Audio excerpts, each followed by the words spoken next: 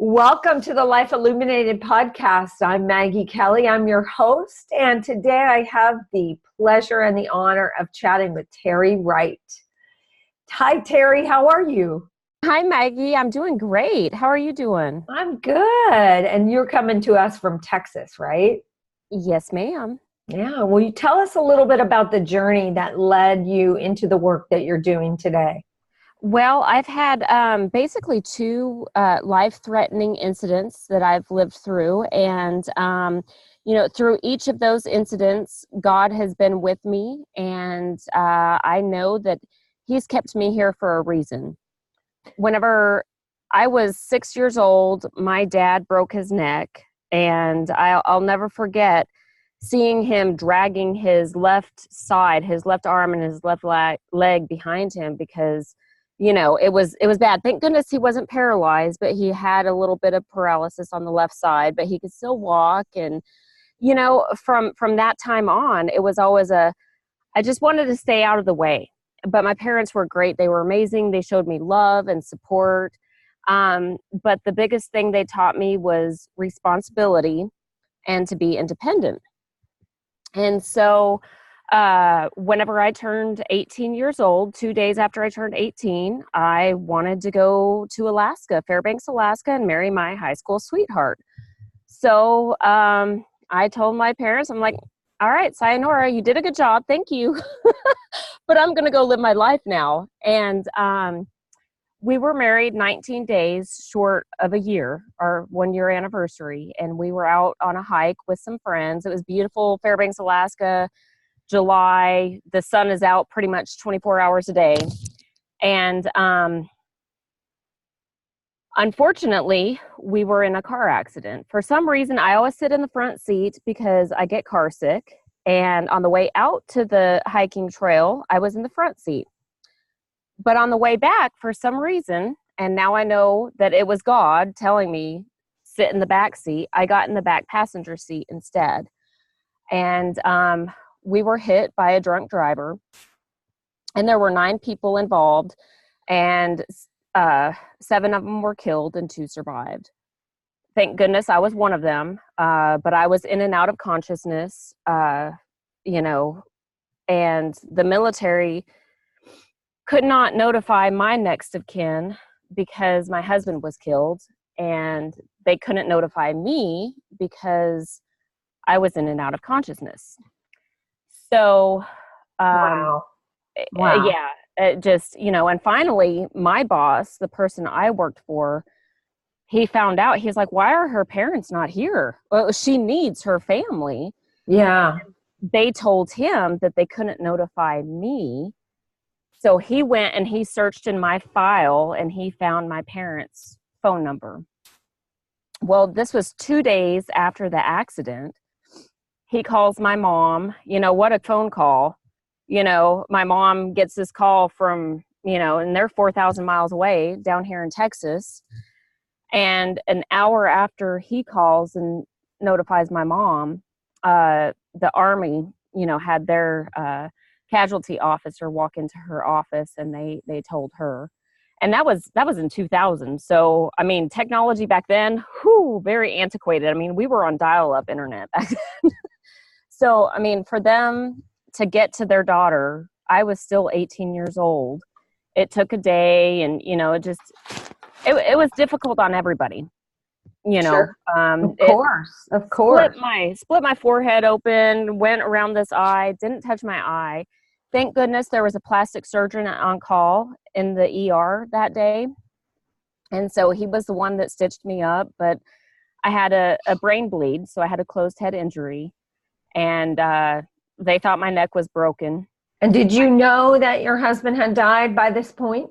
No, they had notified me, but you didn't. You were in and out of consciousness and didn't quite get it.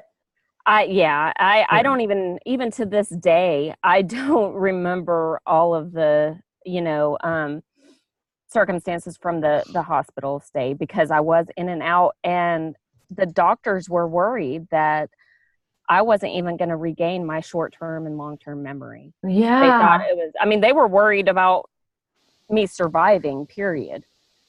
And so my mom and dad, whenever they got there, they said that they had to continually tell me, they said I would come to, and I would tell them, well, I'm sorry, Chris isn't here. He's out in the field, he's busy. And they had to keep telling me over and over again. And every single time I would react like it was the first time. So, So how did you get through this part? Was it your parents, and then you did the physical healing, and then how did you get through the emotional healing once you finally got wind of your husband actually being gone and physically coming around? How did you heal? So it was my parents. Thank God for them. They were able to, and of course, all of my friends in Alaska at the time, they were able to get all of my household goods shipped and all of that good stuff. But my parents, my parents and all of my family, they were very, very supportive. I had another brother-in-law in the Army, and so he made sure that I had this, the appropriate military funeral and everything. So I didn't have to worry about any of that. They took care of me, and they made sure that I healed physically. But whenever I finally had my full mental and physical faculties back, I was looking at the insurance pictures of the truck that we were in. We were in a 3/4 ton 4-wheel drive, and in the newspaper, the reporter said it was a Ford Explorer, not a Ford Explorer, but a Ford Ranger, because it was smashed so bad. It looked like a small little truck, but no, it was a 3/4 ton 4-wheel drive. And whenever I'm looking at the pictures with my mom, she told me, she said, Terry, God was holding you that day. He was watching over you. And it was at that time I realized I am here for a reason. I don't know what reason that may be, but I want to impact others. How long ago was this, the accident? In 2000. 2000. So 18 years ago. And then what happened? You moved to Texas somehow. How'd you get to Texas? So my parents took me back because the funeral was in Texas, but they couldn't they couldn't have the funeral without me because I was the next of kin. So I was in ICU for a week, and then we had the funeral arrangements shortly after I, returned back to Texas. So how did your life transform? And tell us a little bit about what were the kinds of things, tangible ways that you got to see your life transform after you got that epiphany that, you know what, I'm here to do something. I don't know what that is, but I'm here for some reason. It was my mom and my dad as well. My dad, he worked out of town. So he had to travel 2 hours a day. So, he was just as supportive, but my mom was basically the vehicle to help set things up for me. I started writing a book. I never finished it, but that just helped with the grieving process. And I teamed up with Mothers Against Drunk Driving, the Star Council, which is basically a local juvenile center that helps juvenile delinquents. And I also started speaking to all of the local high schools because I turned 19 in the hospital, by the way. So I knew that I was going to make a big impact on them because whenever I was in high school, we had people in their 60s coming and talking to us about drinking and driving.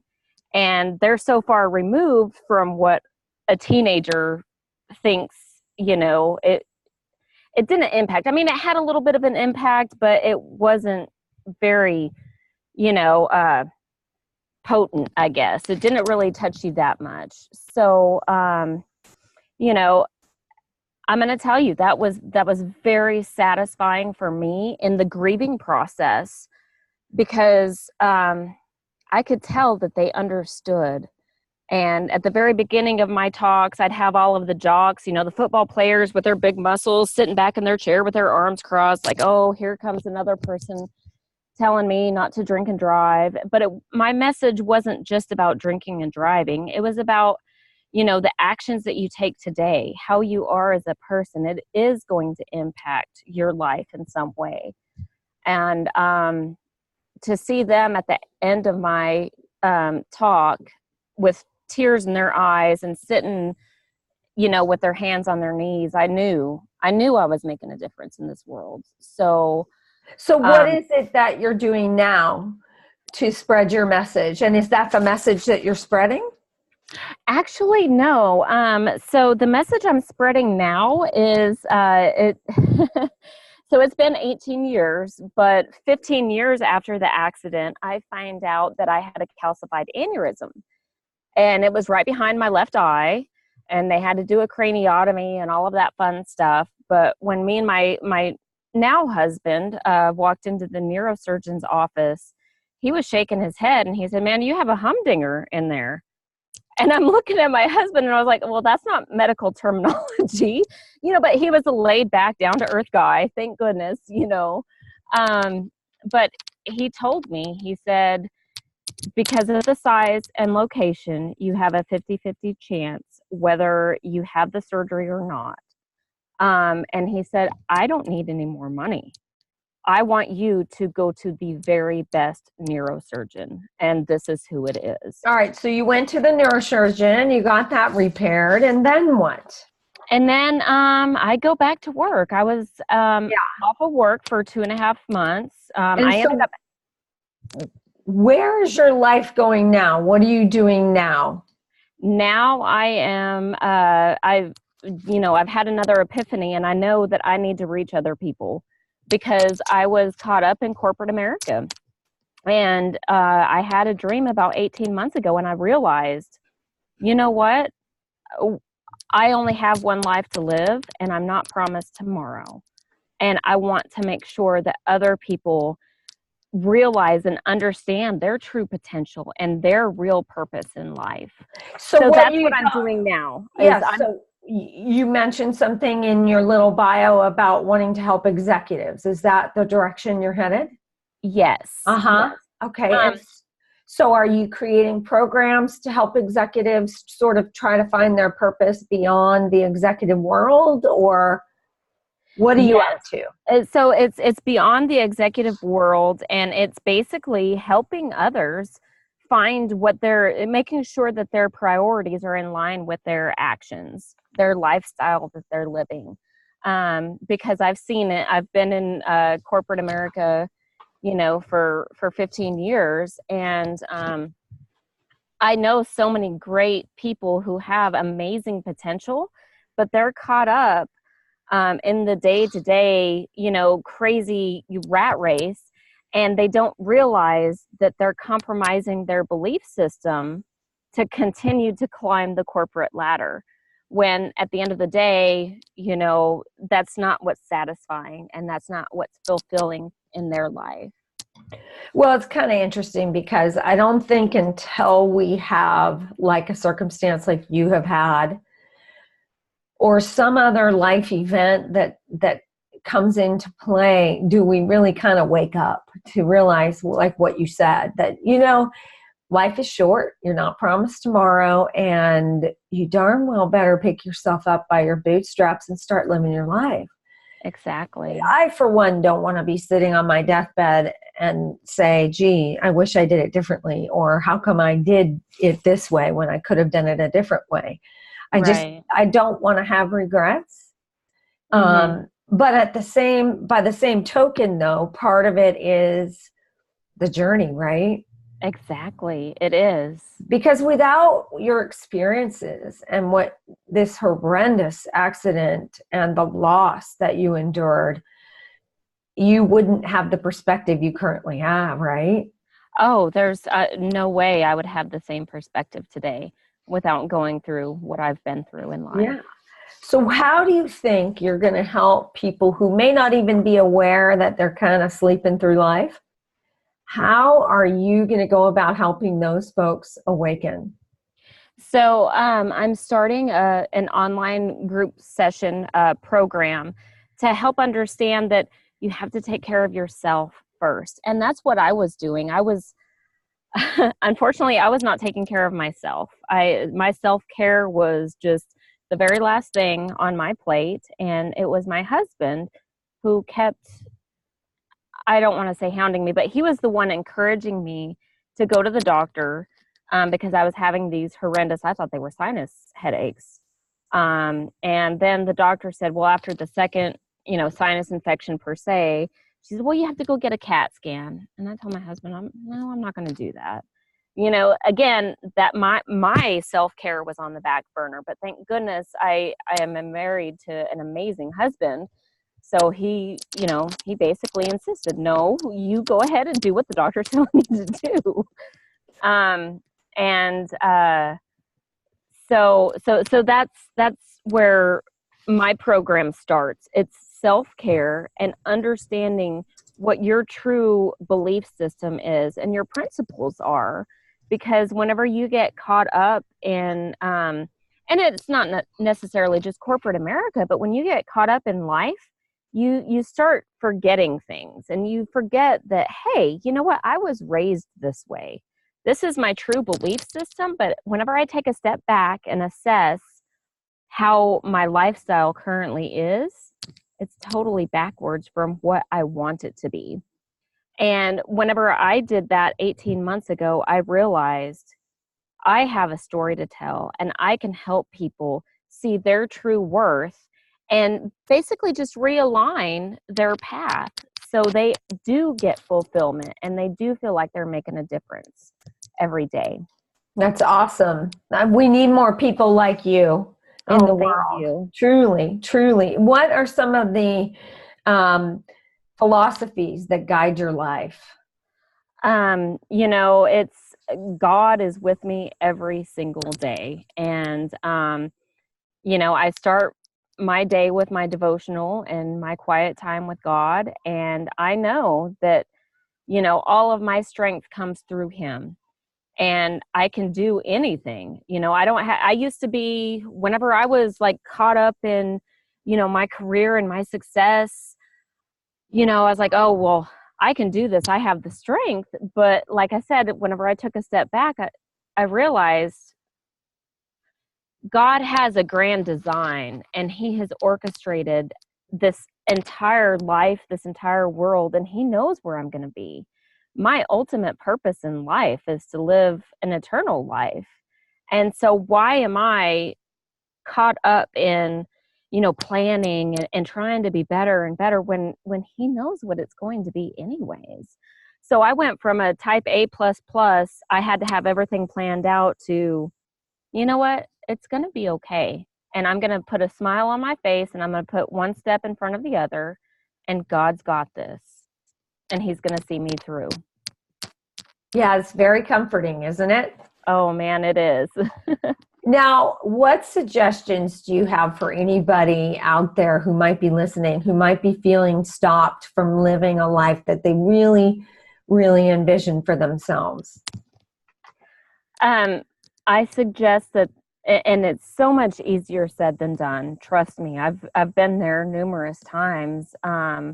But you have to truly allow yourself to surrender and relinquish control. And at the end of the day, His plans are always so much bigger and better than you could have ever planned out yourself. And again, like I said, I know it's so much easier said than done, but for me, that's how I've been this past 18 months. I know he's been laying it on my heart every single day that I need to go out and I need to help others. And you know what? It's so funny, because whenever I was caught up in, the daily life, running here and there, not even having a chance to even think about my self-care and all of that good stuff, I didn't realize that God's got this, and it's all going to be okay. Yeah, it is. It actually, think about how far you've come in 18 years. And where you were and what could have happened and what did happen and how far you've come. Mm-hmm, exactly. Well, that's a tribute not just to your faith, but to your own fortitude and strength and will to live and desire to, make things, turn it around for yourself. Oh, definitely. And I guess my thing is whenever I was, working so hard on my so-called success in my professional world, I always told myself, I'm going to be a better person. I want to go to nursing homes. I want to go to, pregnancy centers, and I want to, just go play chess with people in the nursing home because they need somebody. They're people too, and they need love and support. But I always said someday that's going to happen. Someday I'm going to be that person. But I realize I'm not promised tomorrow. None of us are promised this next hour, let alone tomorrow. So that's what has really invigorated me, because I can see that, I'm doing it now. I'm helping people today, and I can't tell you how my relationships have flourished just because I realize, hey, I can't put my mom, I can't put my dad, I can't put my good friends off today because I'm not promised that relationship tomorrow. So that has been amazing. Yeah. What is the one piece of advice that you would give to anyone listening to the Life Illuminated podcast today? I would definitely suggest that you relish all of the relationships that you have and put your relationships first, not your job or not whatever is coming before your relationships, because I know each, individual is different. But I look back and, I kind of regret a little bit, putting my family to the side. My little daughter's coming up to me saying, Mommy, are you about done working? Because I'd log into my work and I'd work. Mommy, is there anything I can do to help you? Oh, no. So just little things like that. It really tugged at my heartstrings. But now I know. Now I have been awakened and I understand that, hey, you know what? Work can, be put aside. I need to cherish that time with them because I'm not promised. Everybody tells me my daughters are 8 and 9. They're like, they're going to be teenagers and they're going to be in college and married before you know it. And my oldest daughter, she told me and my husband about a month ago at dinner, she said, I'm turning double digits this year. And of course I knew that, but it was just, man, that was the realization. So yes, it's flying by, and just cherish every single last minute you have. And where can people find you? How can people learn more about you? So I'm still working on my website and working on my program, but they can reach me at Terry Jo Wright at yahoo.com, or they can contact me via phone or text at 915-248-6181. Terrific. Terrific. Well, it's been an absolute pleasure getting to know you a little bit today, Terry. Well, thank you so much, Maggie. And I love your mission and what you're up to, and I can't wait to see what happens in the future for you. Awesome. I sure do appreciate it. And we hope to connect with you again. Yes, definitely.